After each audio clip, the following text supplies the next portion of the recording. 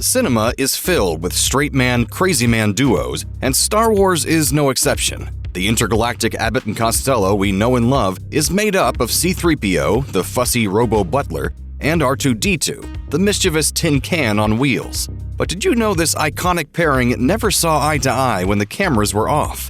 Keep watching to find out why. Kenny Baker had just one film credit before landing the role of R2-D2 in A New Hope, playing an uncredited character in Circus of Horrors. Previously, he worked in Vaudeville Circus, forming a comedy partnership with fellow little person Jack Purvis. Purvis also played several roles in the original Star Wars trilogy: Chief Jawa, Chief Ugnaught, and Teebo the Ewok. Standing just 3 feet 8 inches tall, George Lucas thought Baker would be the perfect fit for the R2-D2 costume, while still being strong enough to move it. Baker brought so much humanity to the droid, even though his performance was limited to acts like turning R2's turret-like head and rocking him side to side. Meanwhile, Anthony Daniels studied law before dropping out to pursue his passion for acting. He moved from amateur dramatics to BBC Radio, then to the National Theatre in London.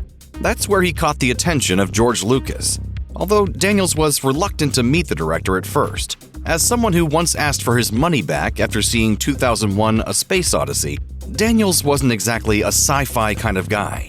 His agent persuaded him to meet Lucas, and it was the concept art for C-3PO that captured his imagination.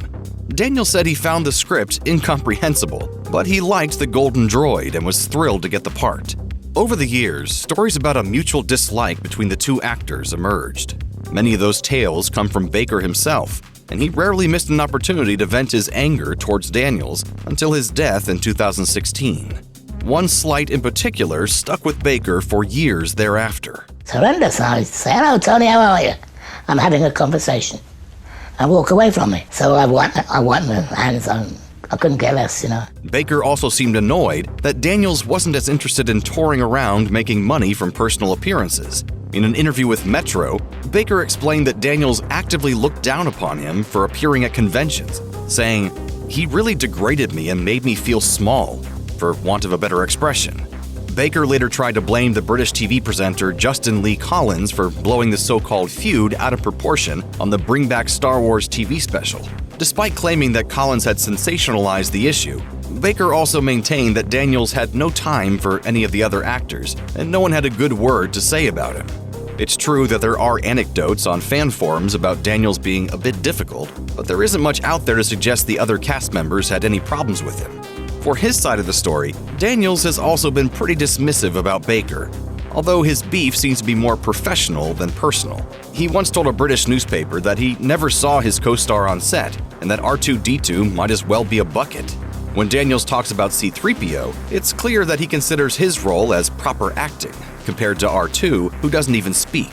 It seems that Daniels saw his own role as much more important than Baker's.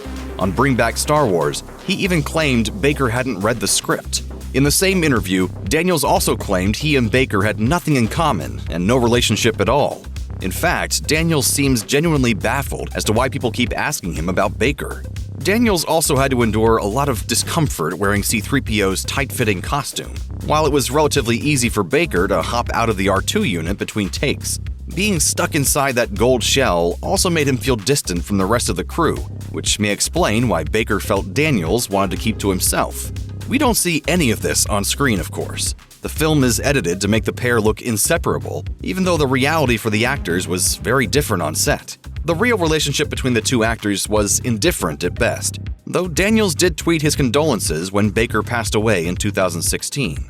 It's sad to think that the actors behind one of cinema's most beloved duos didn't like each other. But thankfully, that does nothing to affect the joy of watching C-3PO and R2-D2 bounce off each other in the Star Wars films. That's the magic of the movies.